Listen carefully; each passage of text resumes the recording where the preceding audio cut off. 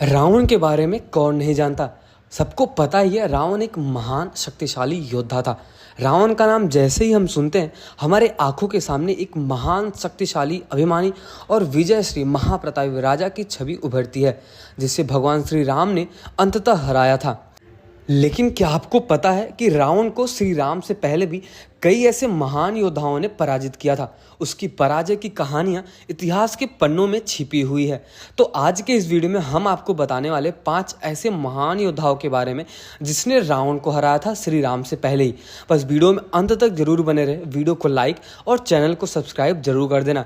तो चलिए फिर शुरू करते हैं। तो वो कोई और नहीं, सबसे पहला इंसान था सहस्त्रबाहु। रावण के अहंकार को पहली बार चूर करने वाले सहस्त्रबाहु, जिन्हें सहस्त्रबाहु भी कहा जाता है, ये महर्षि जमदग्नि के पुत्र और अपनी 1000 भुजाओं के लिए प्रसिद्ध माने जाते हैं। एक दिन नर्मदा नदी के किनारे रावण और उसकी सेना अपने शिविर में विश्राम कर रहे थे। सहस्त्रबाहु ने उस नदी के प्रवाह को अपनी भुजाओं से रोक दिया, जिससे रावण की सेना जल में बहने लगी। रावण ने क्रोध में आकर सहस्त्रबाहु को चुनौती देने लगा, लेकिन सहस्त्रबाहु ने उसे बिना किसी कठिनाई के पराजित कर उसे बंदी भी बना लिया। ऐसा माना जाता है कि सहस्त्रबाहु ने रावण को अपने महल में कैद करके बहुत ही दिनों तक भी रखा था, लेकिन बाद में उसे रिहा कर दिया। ऐसा कहा जाता है कि जो सहस्त्रबाहु था उसके पास इतनी शक्ति थी कि वो नदी के प्रवाह को भी रोक सकता था। तो आप सोच ही सकते हो कि रावण को वो क्यों न पराजय कर दे या फिर क्यों उसको हरा सकता है। तो चलिए फिर अभी हम जानते हैं बाली के बारे में। ये दूसरे इंसान थे या फिर दूसरे ऐसे महान योद्धा थे जिन्होंने रावण को हराया था। तो चलिए फिर जानते हैं इनके बारे में। सुग्रीव के बड़े भाई और वानर सेना का शक्तिशाली योद्धा बाली ने भी रावण को परास्त कर दिया था। यह तब की बात है जब रावण ने बाली को चुनौती देने की ठान ली थी। जैसे ही रावण बाली से लड़ने आया, बाली ने उसकी शक्ति को देखते हुए उसे अपने कंधों पर पकड़ लिया और चारों दिशाओं में घुमाने लगा। रावण कुछ समझ पाता इससे पहले ही बाली ने उसे इस कदर चकित कर दिया कि रावण को उसकी वीरता का सम्मान करना पड़ा। दोनों के बीच में बाद में मित्रता भी हो गई और ऐसा कहा जाता है, लेकिन यह रावण के अहंकार को चोट पहुंचाने वाली हार थी। अब हम बात करते हैं तीसरे ऐसे महान योद्धा के बारे में जिसने रावण को हराया था, वो बहुत ही भयंकर तरीके से। तो वो तीसरा योद्धा कोई और नहीं बल्कि कार्तवीर्य अर्जुन या फिर सहस्त्रबाहु ने भी रावण को हराया था। वह अपनी असाधारण शक्तियों के लिए जाना जाता था और उसने रावण को पराजित कर उसे बंदी भी बना लिया था। जब रावण को कैद कर लिया गया तो वह अपनी राक्षसी सेना की मदद से भागने की योजना बना रहा था, लेकिन सहस्त्रबाहु के पास इतनी शक्तियाँ थी कि वह उसे रोकने में सफल रहा। अब हम बात करते हैं चौथे ऐसे महान योद्धाओं के बारे में जिसने रावण को हराया था। तो वो कोई और नहीं बल्कि बाणासुर है। बाणासुर, आपने इनके बारे में तो सुना ही होगा, जो भगवान शिव का अनन्य भक्त था और महाबली बलि का पुत्र था। ऐसा कहा जाता है कि रावण को हराने वाले योद्धाओं में ये भी शामिल थे। रावण ने बाणासुर को युद्ध की चुनौती दी, लेकिन बाणासुर ने उसकी चुनौती को स्वीकार करते हुए उसे वीरता से पराजित कर दिया। रावण की हार ने उसके युद्ध कौशल और शक्ति पर गहरा सवाल खड़ा कर दिया। तो हम बात करते हैं पांचों योद्धा के बारे में जिसने रावण को हराया था। शिव जी का क्रोध। अब ऐसा कहा जाता है कि रावण एक ऐसा योद्धा था जो हर किसी भी इंसान को हरा देता था। तो चलिए फिर जानते हैं कि जब वो शिव जी से लड़ने आ गया या फिर उनके ऊपर क्रोध दिखाने लगा, तब शिव जी ने क्या किया। ऐसा कहा जाता है कि यह हार अलग ही प्रकार की थी, क्योंकि यह पराजय किसी साधारण योद्धा के हाथों नहीं बल्कि भगवान शिव के हाथों हुई थी। जब रावण ने कैलाश पर्वत को उठाने की कोशिश की तो भगवान शिव ने अपने पैर के अंगूठे से पर्वत को दबा दिया। रावण इतनी बुरी तरह से दब गया कि उसकी चीखें आकाश तक पहुंचने लगी। इस पराजय के बाद रावण को यह एहसास हुआ कि शिव की जो शक्तियां हैं उसके आगे बहुत ही छोटी है, या फिर कहा जाता है कि मतलब जो शिव जी की शक्तियां हैं वो रावण के आगे बहुत ही ज़्यादा बड़ा है। रावण भगवान शंकर के सामने कुछ भी नहीं है। बाद में रावण ने शिव जी को प्रसन्न करने के लिए शिव तांडव स्तोत्र लिखा, जो अभी आज के टाइम में, कलयुग के टाइम में हर कोई इंसान पढ़ता है और अपने दिनचर्या को सफल बनाता है और खुद भी सफल बनता है। और छठवें ऐसे इंसान थे, आपको पता ही होगा, भगवान विष्णु के अवतार श्री रामचंद्र जी। अब इनके बारे में जानते हैं। आपको तो पता ही होगा, श्री रामचंद्र जी को 14 वर्ष का वनवास मिला था। उनके पिता के कहने पर, उनकी माता के कहने पर 14 वर्ष का वनवास मिला था। उनके साथ ही साथ श्री राम, लक्ष्मण जी और माता सीता भी वनवास के लिए बाहर आई थी। और भरत जी जो थे वो अयोध्या का कारभार संभाल रहे थे श्री राम के चरण पादुका को रखते हुए। अब अयोध्या का अगर कोई राजभार संभाल रहा है और वो भी भरत जैसा भाई, तो आप समझ सकते हो कि ये चारों भाई कितने महान थे। अब मैं इनके बारे में बताता हूँ, श्री रामचंद्र जी के बारे में। अब जब श्री रामचंद्र जी को 14 वर्ष का वनवास हुआ तो श्री रामचंद्र जी पूरे कह सकते हैं इंडिया में भ्रमण किया, पूरे भारत में भ्रमण किया। अब वो बहुत जगह, मतलब अगर हम बात करें तो वो नासिक, प्रयागराज मतलब उत्तर प्रदेश, और महाराष्ट्र में भी गुजरात, सोमनाथ, और कहा जाता है कि उधर जो साउथ साइड है तमिलनाडु, हर जगह उन्होंने वन में भ्रमण किया। अब भ्रमण करने के साथ ही साथ वो ऋषियों की सेवा करते थे। ऋषियों की सेवा करने के साथ ही साथ ब्राह्मणों को, क्षत्रियों को भी सेवा करते थे। उनका यही मूल कर्तव्य था कि अगर वो वनवास में आए हैं तो वो ऐसे ही नहीं जाने देंगे। वनवास में अगर कोई भी इंसान आता है तो वो क्षत्रियों की सेवा करता है और ऋषि मुनि जो होते हैं उनकी भी सेवा करता है। तो ऐसा माना जाता है कि जो रावण था वो बहुत ही बड़ा राक्षस था।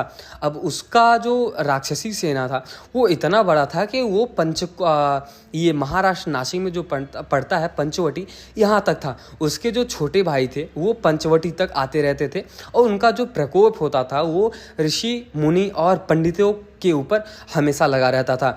यहाँ तक कि ऐसा भी कहा जाता है कि जो रावण की जो सेना थी या फिर उनके भाई थे वो ऋषि मुनियों को ना ही भगवान विष्णु या फिर भगवान श्री राम की आराधना करने देते थे, यहाँ तक कि उनको खा भी जाते थे और हड्डियों को उनके जगह स्थान पे जहाँ वो पूजा पाठ करते थे वहाँ पे फेंक देते थे। ऐसा कहा जाता है कि वो जो ऋषि मुनि थे वो जब पूजा करने बैठते थे, पूजा पाठ करने बैठते थे, भगवान कहा जाता है कि जब वो यज्ञ करने बैठते थे तब रावण के जो छोटे भाई थे वो बहुत ही ज़्यादा परेशान करते थे। यहाँ तक कि उनका जो यज्ञ है उसको भी रोक देते थे, वारिस करने लगते थे, या फिर यज्ञ में किसी भी इंसान का खून या फिर जो होता है ये सब कुछ फेंकने लगते थे।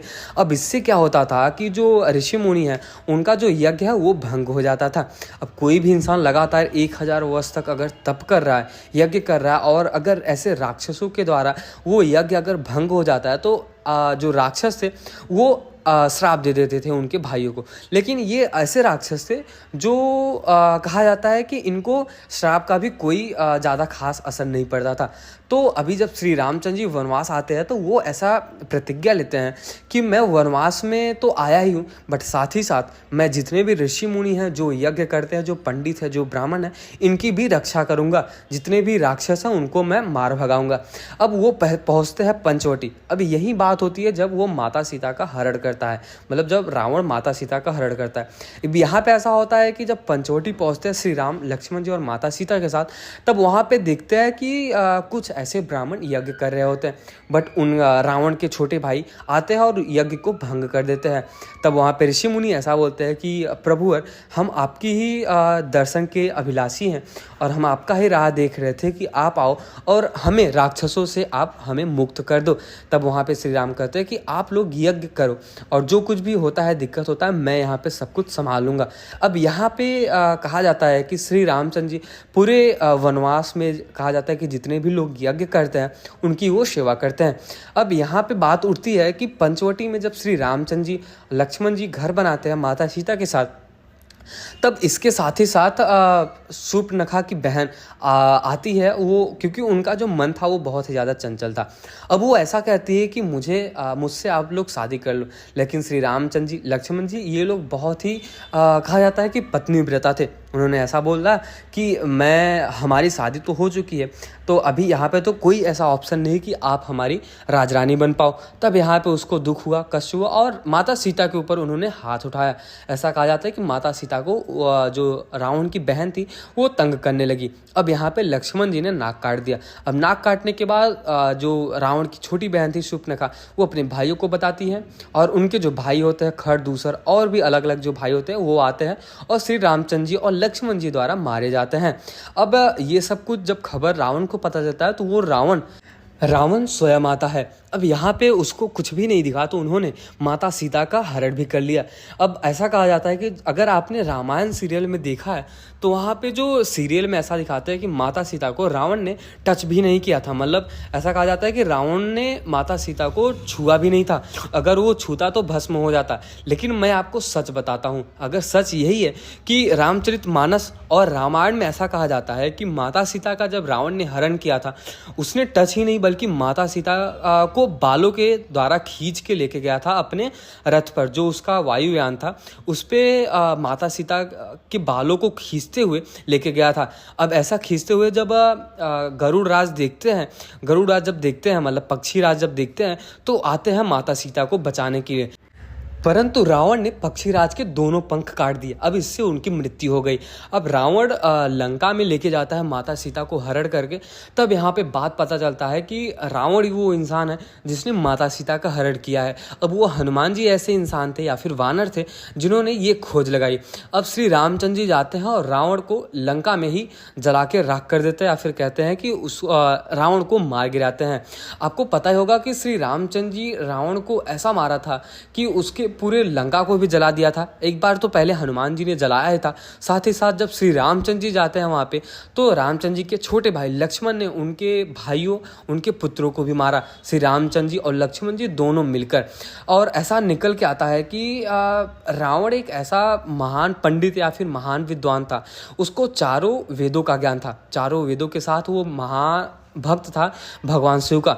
ऐसा कहा जाता है कि जो अभी हम शिव स्रोत पढ़ते हैं वो रावण ने ही लिखा है। तो अगर आपको ये वीडियो अच्छा लगा तो वीडियो में अंत तक जरूर बने रहे। रावण की यह गाथा केवल रामायण की कहानी नहीं बल्कि उसके जीवन में कई ऐसी घटनाएं थे जो उसके अहंकार को बार बार चोट पहुंचाती थी।